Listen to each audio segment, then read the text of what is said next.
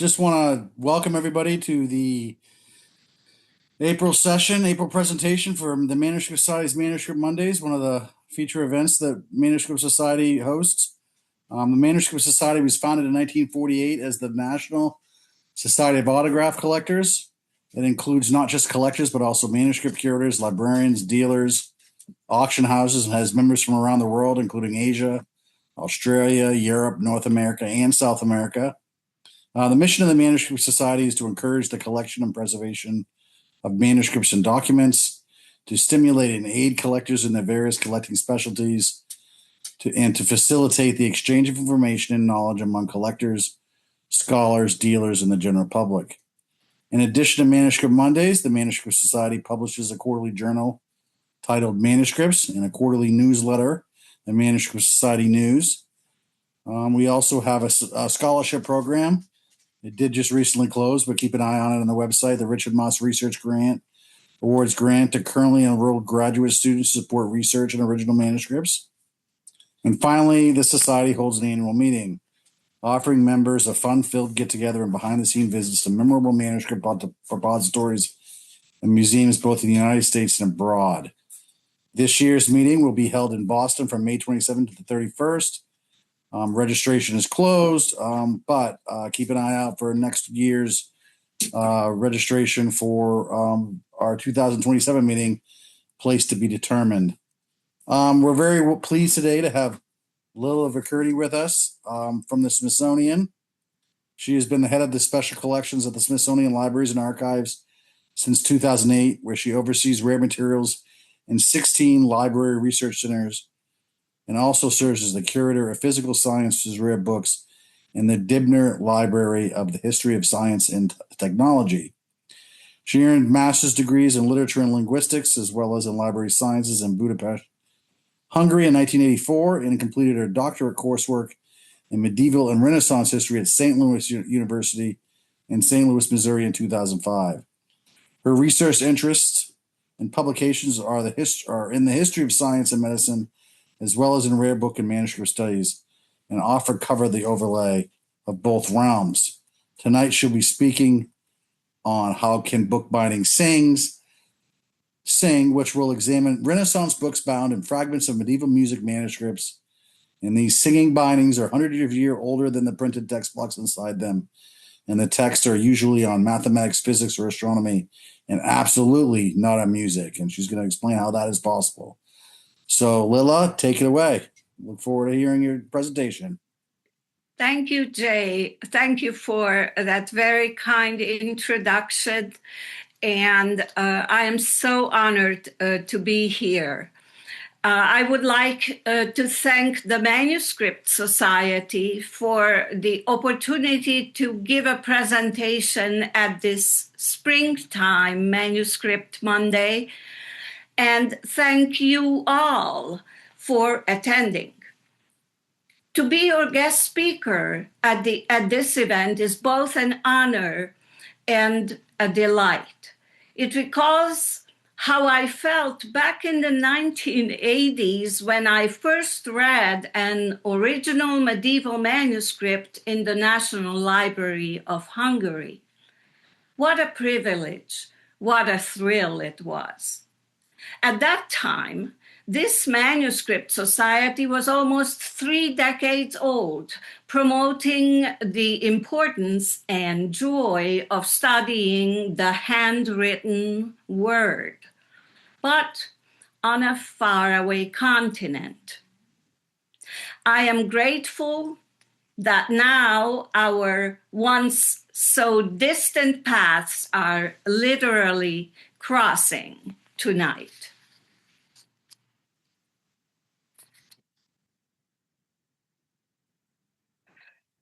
How can bookbinding sing? I will answer this peculiar question by scrutinizing a group of Renaissance rare books selected from the collections of the Dibner Library of the History of Science and Technology at the Smithsonian Libraries and Archives. The distinguishing attribute of these volumes is that their binding materials consist of old manuscript fragments featuring music and were created hundreds of years before the printed books were made that they cover.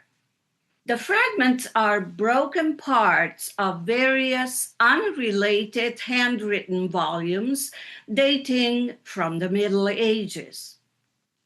The manuscript fragments used for the bindings are broken in two ways. Musically, because they contain fragmented sections of music, and physically, because they had been cut from larger manuscripts. The material of these cutouts is parchment or vellum.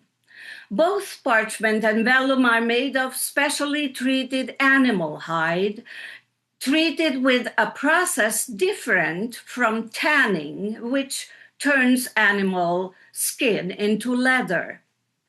In common usage, the terms parchment and vellum are interchangeable. The word parchment, in Latin pergamenum, derives from Pergamon, the name of an ancient city in today's Turkey, renowned for its library. The word vellum, on the other hand, has its origin in the French word veal, or vitellus, calf in Latin. Thus, vellum is most often made of cow skin, while parchment can be hide of various kinds of animals, sheep, goat, lamb, etc. Generally, parchment is finer and primarily used as a writing surface, while the thicker and less malleable vellum is more common as a base material for bookbinding. To make parchment or vellum, the parchment maker, the parchmenter, first cleaned away any hair or flesh from both sides of the hide and then stretched it on a wooden frame. He continued with scraping it vigorously using a lunellum, a knife with a crescent-shaped blade. While scraping, the tension of the frame was adjusted and the hide was wetted and dried several times to bring it to the right thickness and tautness. Then rubbing followed with assorted materials, including stone, pumice, and chalk, until the result became a durable but supple off-white sheet. Parchment and vellum are extraordinarily durable, far more so than leather, for instance. Parchment can last for 1,000 years or more in fine condition. Good parchment is soft, thin, and velvety, and folds easily. The first side of the parchment sheet, where the hair once was, is usually darker in color, almost brownish gray, while the opposite, the flesh side, is cream-colored and smoother. Thus, the consecutive pages of a book written on parchment often alternate in color. You clearly can see in the slide the follicles of the cleaned off hair on this first side of the parchment sheet. While treated, the parchmenter, while treated by the parchmenter, the hide could tear or holes and other imperfections could appear. These small flaws were often neatly mended, featuring diligence and creativity of the craftsman and craftswoman. If a manuscript fragment with music written on it covers a whole book, it looks like these volumes. Remarkably, one book shows just a bit of music on the right, the other much more on the left. Obviously, this difference derives from the size of the script on the fragment. Large script refers to the fact that the original manuscripts from which the fragment had been taken was also large. In the case of the book on the right, however, the original manuscript volume must have been humongous.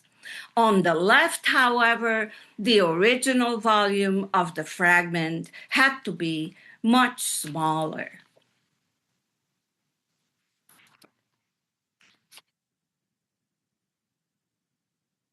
In most cases, the legible music notation on the book covers is long enough to be sung. So we decided to describe them as books with singing bindings.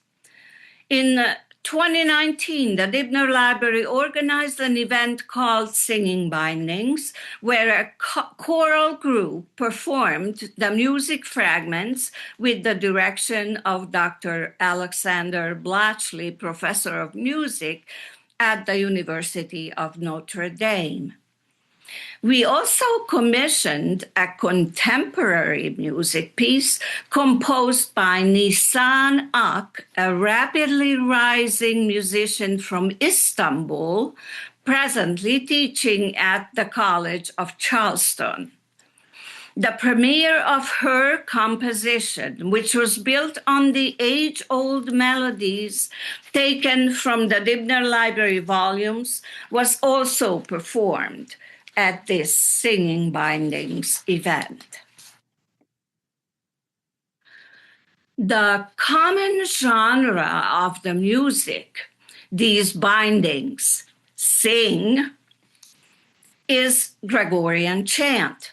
Gregorian chant or plain chant is a monophonic and unaccompanied sacred song, usually in Latin, occasionally in Greek. Gregorian chant flourished mainly in Western and Central Europe during the 9th and 10th centuries, was sung less frequently later through the Middle Ages. And from time to time, it is performed today as well.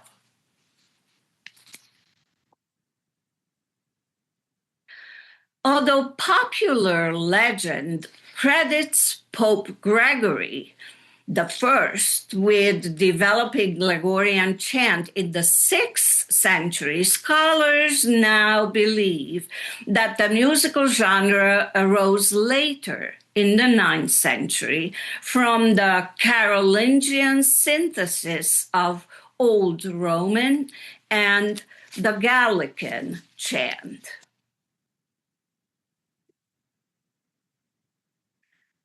Gregorian melodies are traditionally written using neumes, an early form of musical notation placed usually on 4 lines. I just circled and numbered the lines because it's kind of difficult to differentiate between the lines that are so close. Also, note that on this fragment, the notes, the neumes, are written with gold color ink, probably containing gold. Some later versions of Gregorian chant, however, were written on 5 lines.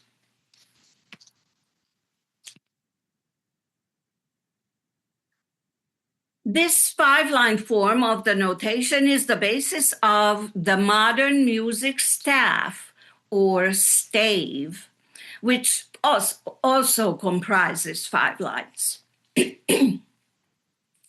This image is a modern transcription of a music fragment from one of the Dibner Library's singing bindings, identified by Professor Blochley as a 15th century version of the standard Sanctus section of the Roman Catholic Mass. In Gregorian chant, the notes on the lines, the neumes, indicated only the general direction of the melody, not necessarily the exact pitch to be sung.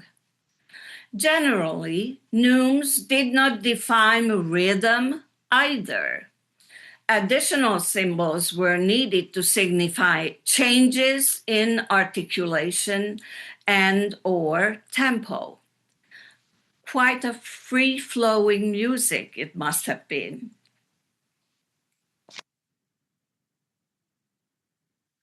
One interesting feature of the singing bindings is that they have absolutely nothing to do with the subject matter of the books they cover.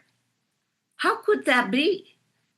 Well, in the same way as plain library bindings have absolutely no reference to the topics of the books that are bound in them.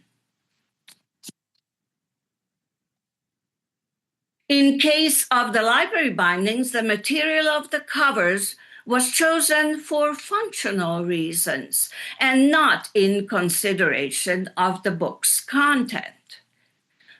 It is the same way with the singing bindings. Among the volumes they cover, there are some on mathematics, others on physics, and more on astronomy, and one even about the devil itself. That's a theology book. But absolutely none on music. The functional reason why the bookbinder chose their musical cover material was, most of all, durability. As we mentioned earlier, vellum or parchment lasts virtually forever. It was also expensive to buy new and relatively easy to reuse. So, what the book artisans did when creating these musical manuscript bindings, they actually recycled.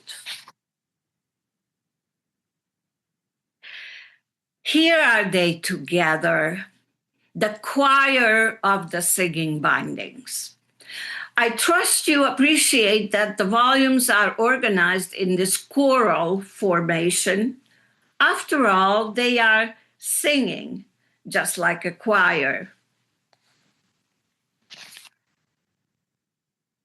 Shelved among other rare books in the vault, the scored spines of the singing bindings can be spotted even by the untrained eyes. Visitors frequently ask to see them.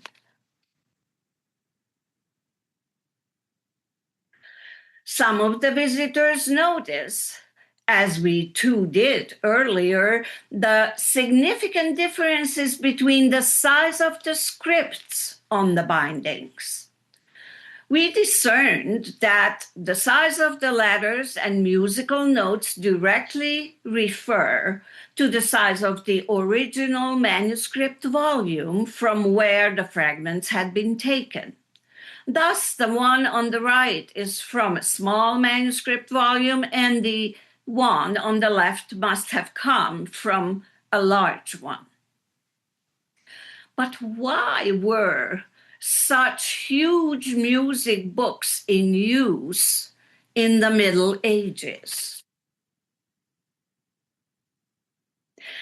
Yes, choirs needed these extra large volumes with the large letters and musical notes so the singers could see them from a distance. Since it was not possible to provide every choir member with a separate copy of the book, there was only one. Yes, printing has its benefits, even though in this company, in your company, we prefer manuscripts over prints. Let us view the singing bindings together again. All the books with singing bindings, though of different sizes, look about the same at the first glance. On further inspection, however, we notice other differences and could easily divide the books at least into two well-defined groups based on a rather unsophisticated and not at all scholarly principle: dirty versus clean. Several of the bindings are worn and soiled. Others are surprisingly pristine. Is this discrepancy caused by the fact that some of these volumes are fake, or some are older than the others, or maybe some are just copies while the others are original? To find the answers, it is important to determine when and how these bookbindings and books were made. Opening any of the singing bindings, we usually find a securely dated 15th or 16th century printed text bound in the medieval musical covers. In this volume, we can see French mathematician Laurence Fide's commentaries to Euclid's renowned work on geometry titled The Elements, printed in 1544. This is the book that resulted our basic geometry to this day in elementary school books. But we cannot jump to the conclusion that the entire book was made in 1544. What we can state with conviction is only that the text pages, the text block, was created in that year. The binding, however, is a wholly different matter. We have already established that the bindings of these volumes have little to do with the texts. The exteriors are musical and the interiors are scientific. By the way, the illustration on the right is from the famous Copernicus book, which announced the idea of a heliocentric universe in 1543. Similarly, to this difference, the age of the exterior versus the age of the interior are unrelated and differ significantly. We can apply the well-known saying, "Do not judge the age of a book by its cover." The base materials of the bindings, the music fragments, are considerably earlier than the pages of the book. The Gregorian melodies on some of these fragments were inscribed as far back as the 14th century, while the printed pages they cover are from the late Renaissance, 16th century. Therefore, the average age difference between the text blocks and their singing binding is usually around 200 years, and sometimes it can be greater. Though now closer a bit to reliably dating the books in their entirety, I have not explained why some of the bindings are worn and others are so remarkably clean. For this, in addition to realizing the differing ages of the bindings and the text inside, we also must consider a third age factor in the life cycle of these volumes.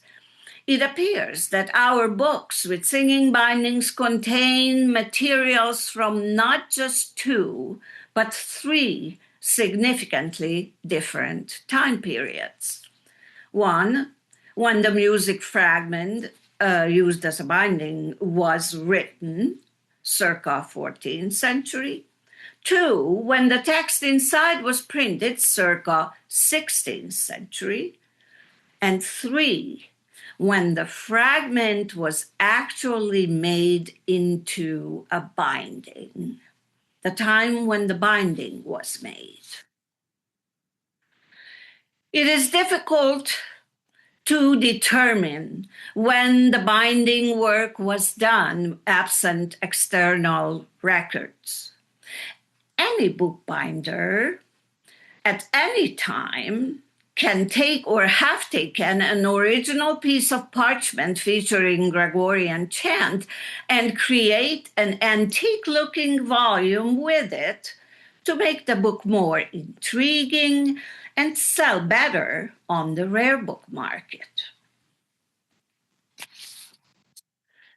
This is what happened with the spick and span volumes in this selection of books as they were rebound in medieval manuscript fragments as late as the 19th or early 20th centuries.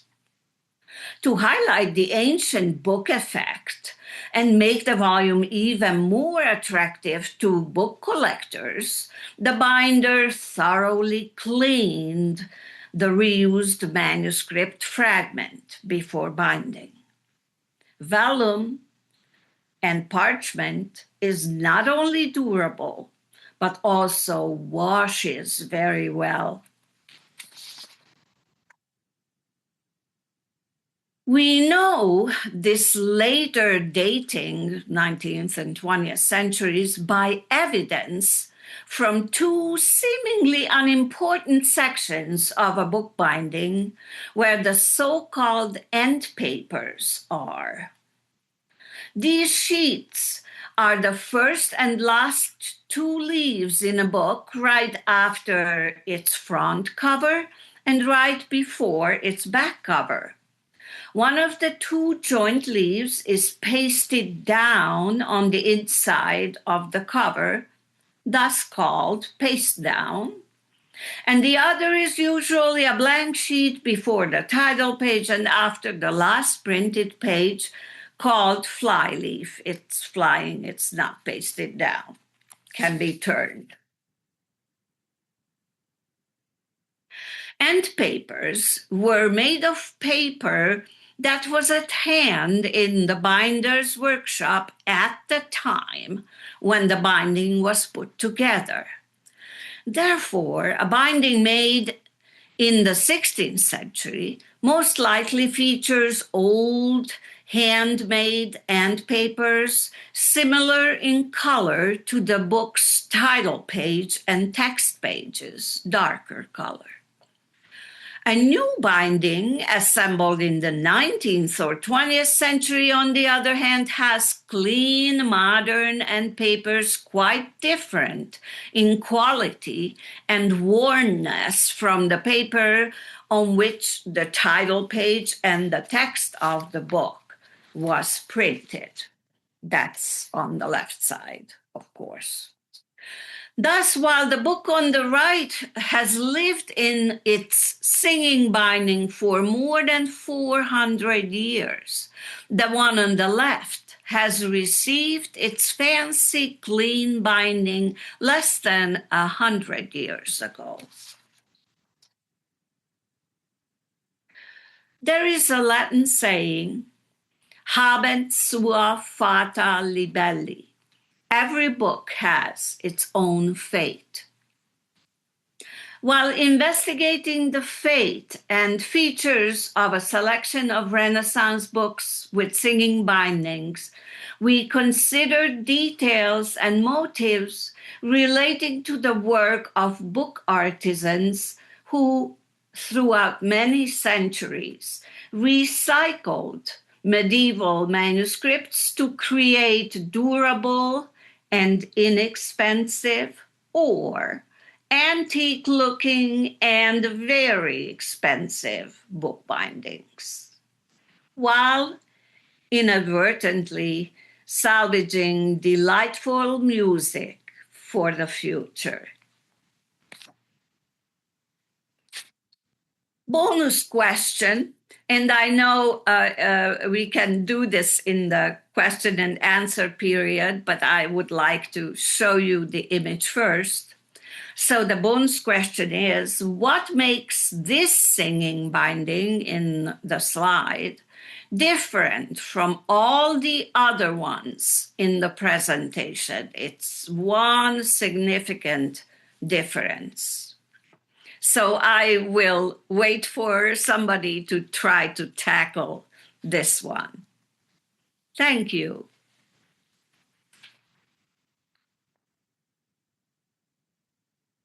That was wonderful, Lilla. Thank you very much. You are Do welcome. we have any questions from the audience? There's some answers to your last question, I think.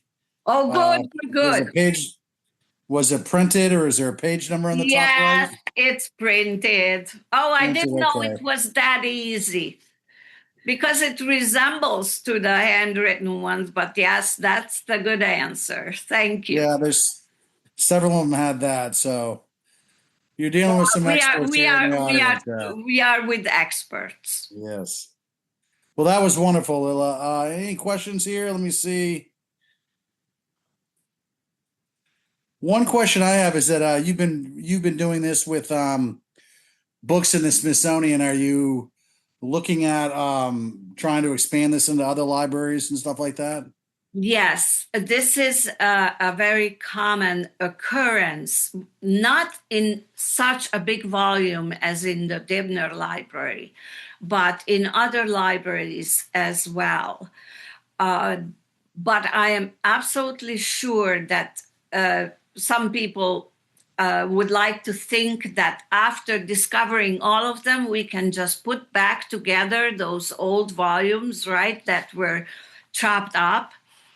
Now, that would be a very difficult endeavor, although there is a scientific investigation, a global, worldwide scientific investigation to try to create a large database of these fragments all over libraries in the world. Great. And here are some questions right here from is there any conservation issue with the musical sheets being different composition than the text of the book itself? Does one shrink at a faster rate than the other or deteriorate differently than the other? So the first question was about conservation and preservation. Did I understand right? Yeah, they have different issues with conservation issue with the musical sheets being different than the text of the book. The sheets of the text of the It book. does. What a good question.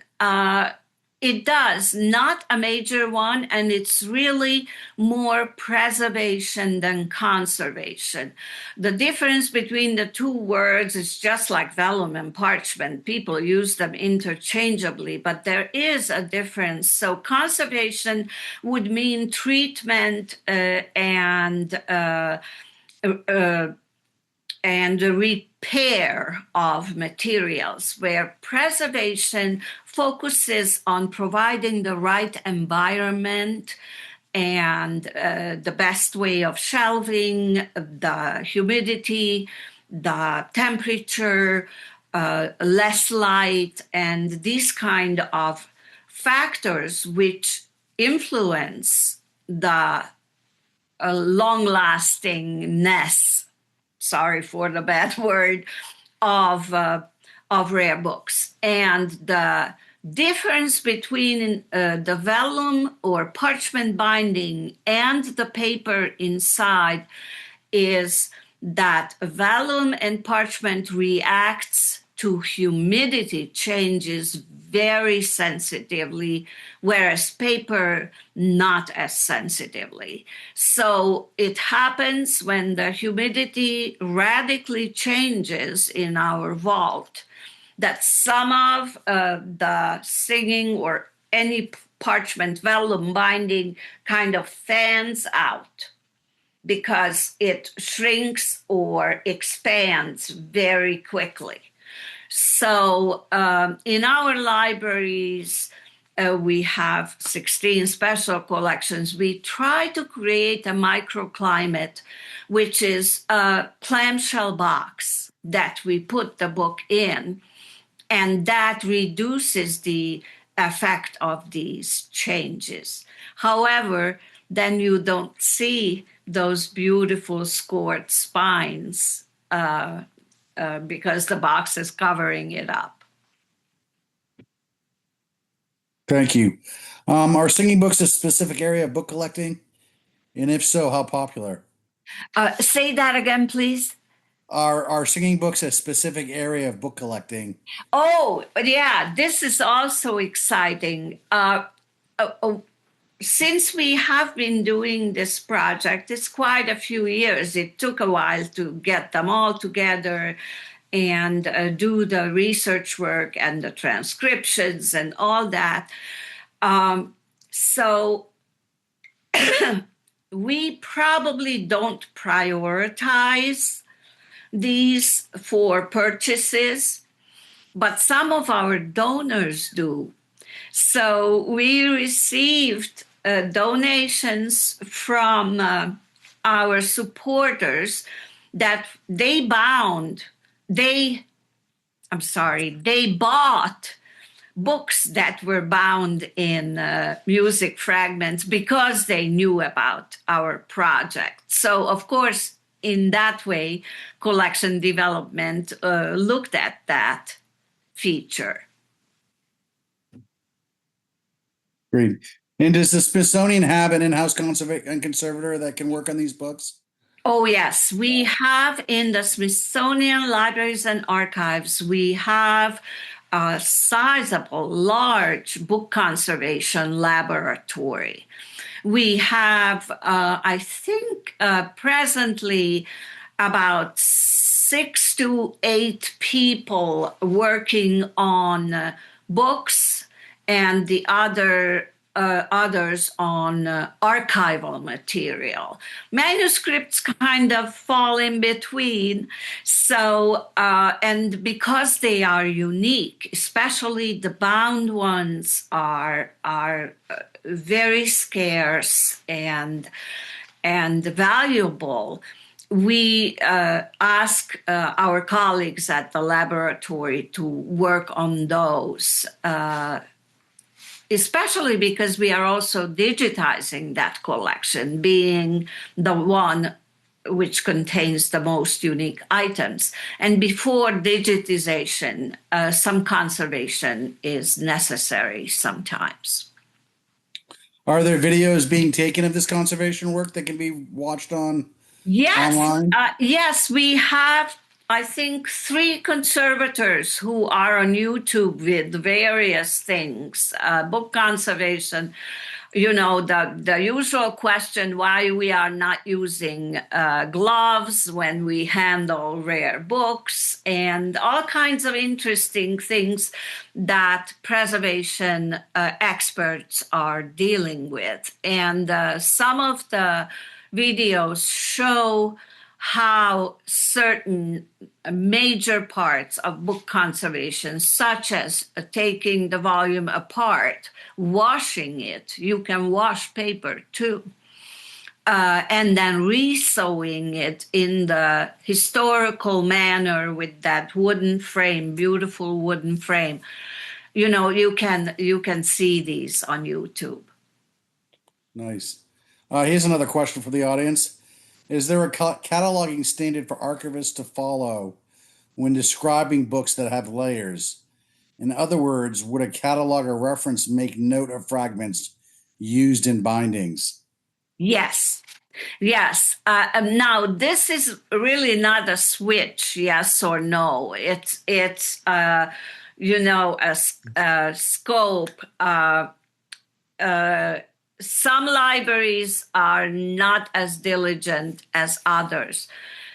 Our special collections, rare book catalogers were very diligent. So most of our records well describe the bindings and all the materials that were used in them, to the point that we are receiving binding researchers who come not for the content of the rare book, but for the binding of it. And they can put together their lists before they come, because the catalog record describes how the bindings are, or the books were bound. Have you been asked to teach a course for Rare Book School on these books? Yes, we teach rare book school courses, not on the singing bindings yet, but I think it would be interesting. I personally, or professionally, thought that this can first make a nice public program, because it's interesting not just for the specialized experts or students to become experts, but for the more general public. And that's why we did that event and mixed it up with live music.